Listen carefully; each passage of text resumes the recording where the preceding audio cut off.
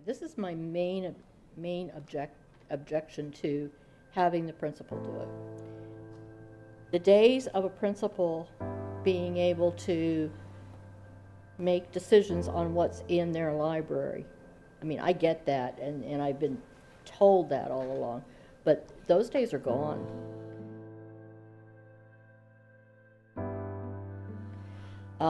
A principal is, if there's an objection, the principal is going to be subject to scrutiny. They're going to need to document things. They're going to need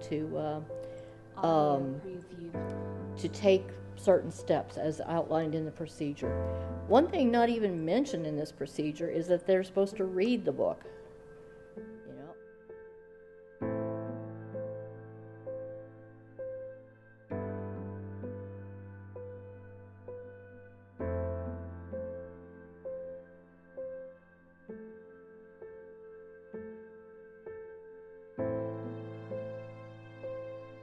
Audio preview. What I'm seeing are principals acting out of, I don't know whether it's fear, resignation, overwhelmed with time, you know, what the motivation is, but their inclination is to just pull it and be done with it.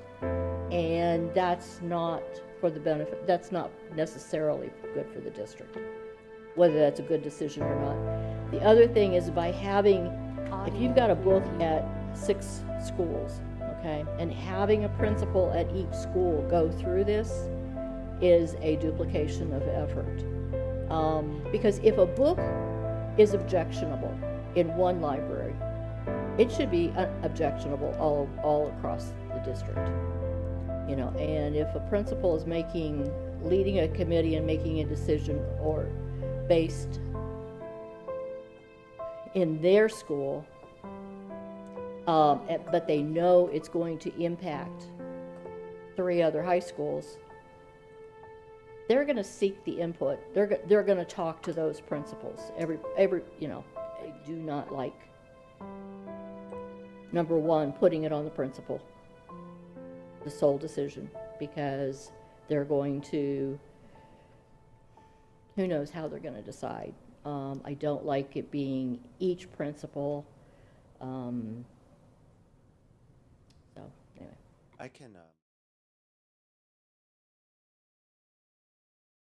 When we're talking about worried about the principal making the decision to pull it or not on objection, the principal has the final say on the initial purchase of all books in the classroom or in their library anyways, correct? Correct.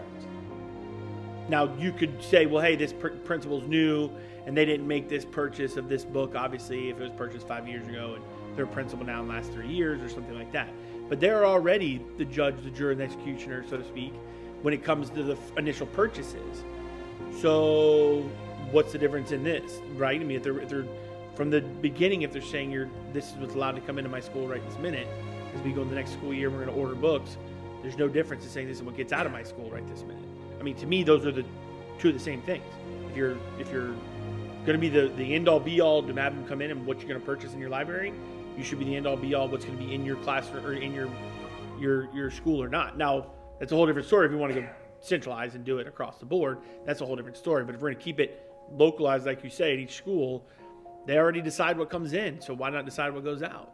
When it came down to, because you had asked for feedback about whether it's better to do it per school or district-wide or whatever, I've kind of always been in the camp of, I think it should be left up to every school, only because I've taught in rural schools and I've taught in inner city schools. They're both Title I, but were culturally different and significant. And so I've always kind of been on the mindset of, you know, it's nice to have them so that each school can kind of determine what's best for themselves. So have mixed feelings, right? I mean, I think there's many ways to look at this. I will say that, you know, our schools and media specialists have expressed that, you know, they are, I mean, if they have 30 pending reviews, that's 30 books replicated across multiple sites. I mean, that's a lot of school-based time that, you know, could be better directed into improving reading scores and improving graduation rates. Right. And so I I'm very sensitive to that. If there's a way we can alleviate the burden on our instructional staff, I think getting to a procedure which allows for that would make me feel more comfortable. I really appreciate you saying that because Yeah. I feel like this entire thing since it's begun is just a distraction where our job really is.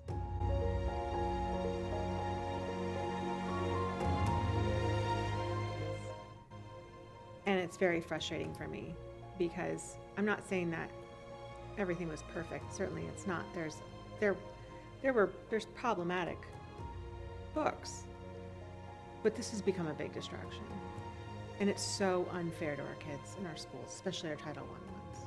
And I think that's what upsets me more about this entire thing. When it first started, I was like a roaring lion sitting up here because I was just like, you've got to be kidding me. Here's another thing that's going to take away from our kids.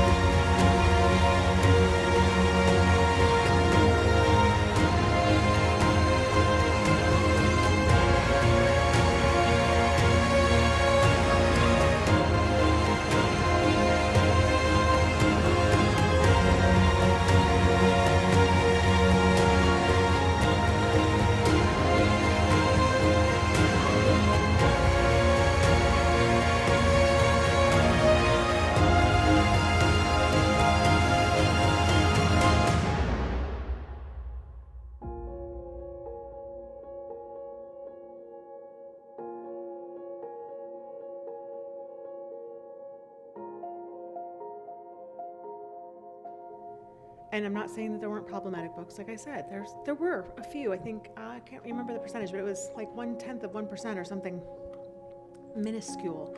And yet the hours and hours and hours and hours we're spending talking about it, creating new policies about it, the legislators talking about it, and now here we are again.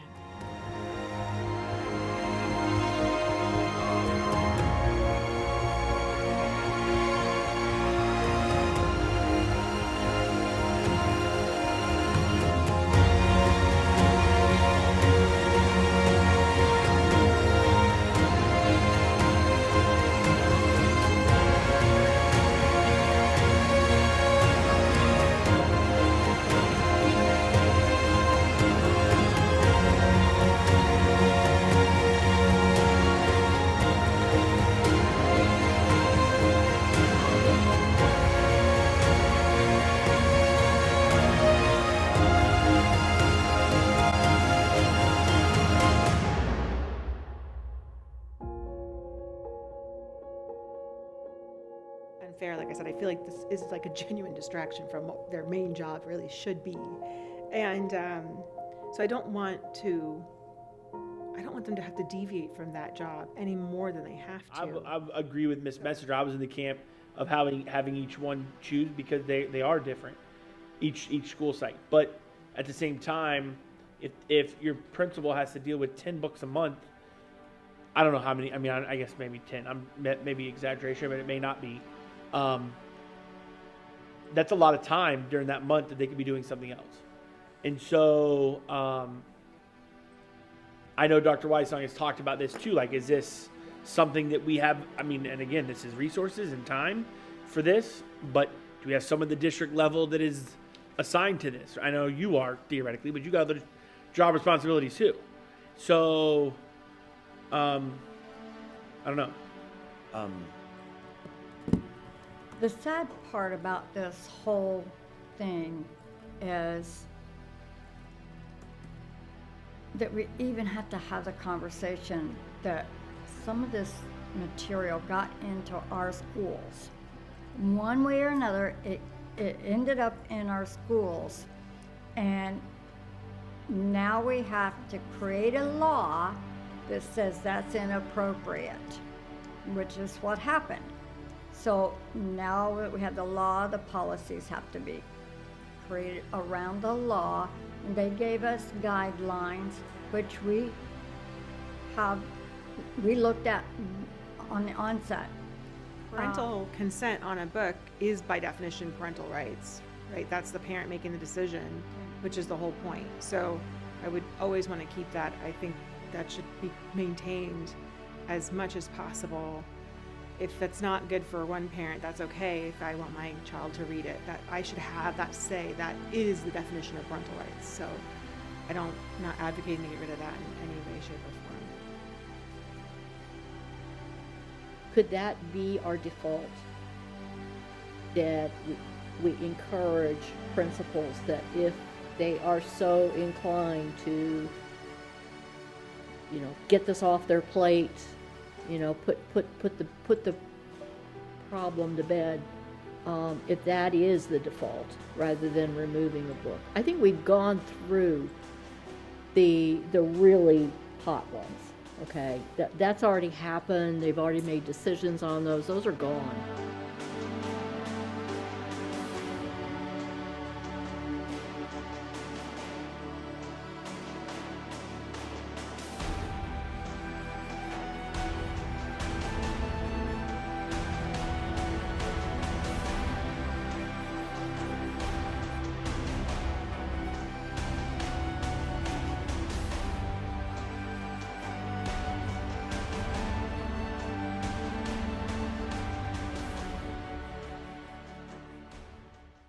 Some of the newer ones that I'm seeing pop up, for review,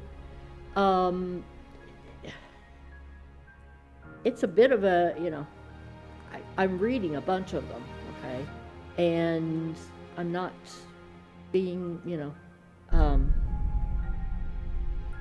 not offended by the books, and some of them I would let my teenager read, and some I wouldn't, but that would be my choice. And if we make that the default, rather than we start removing books, let's just start restricting them. We don't want the bad books there, but who defines bad books? And I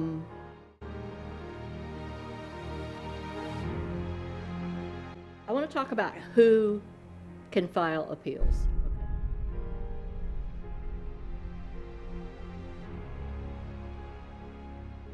Okay, you've got a person who, let's say, doesn't have a child in the district, but is a resident. They have to be a resident of Manatee County. They file the objection, okay? A decision is made and they don't like it, okay? They can appeal that, right? And then by the time it goes to a special magistrate, which is the final end, they can't, because it's got to be a parent. Is that correct? The principal makes the decision. Complainant is I wouldn't say an outsider, but not a parent. But another parent in the school says, "Whoa, wait a minute.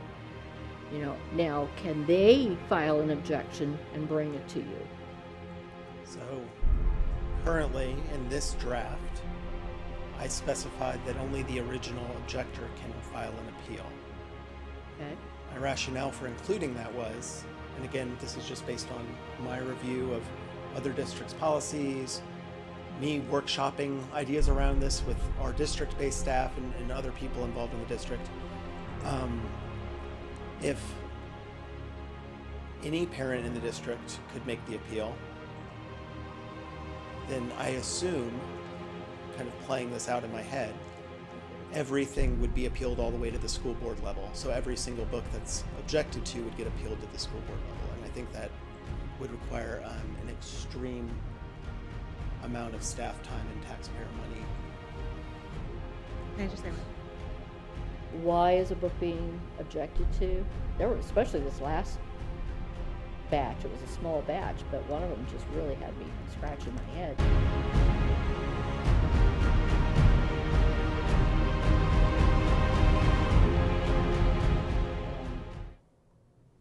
But throw this out there, it's a crazy idea, but what would you think about posting at least the state form just has the list of what the book is and which of the Is it pornography? Is it, the reason for their objection? If that could get posted online, personally, I would like to know who filed the objection too, because if we're having multiple people, one person filing multiple objections, that gets into a whole nother thing. But the point is just transparency, for the public to see. Once we Board move members, on. I filed an objection to one of the decisions last year, and I got turned down. I'm just, I'm sorry, Ms. Foreman. You're a parent. But yeah. No, I'm a community member. I filed it as a community member. Oh, wait, so we just said the statute says it has to be a parent of a Well, child. now I think. Well, now, but Okay. yeah, this was old, yeah. Yeah. And, Half of a rent. yeah, well, and that's only to take it to the magistrate, and I'm not taking it to the magistrate, I promise. I'm still bitter. But the point is that, and I understand why, the series of events and the timing of why the decision was made on this book, that if that,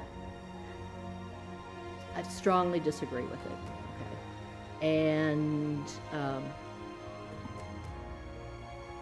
I can't believe that book is going to be, it's restricted, it's not even pulled. I can't believe it's going to be restricted for the rest of my life and the rest of our kids' lives in our schools.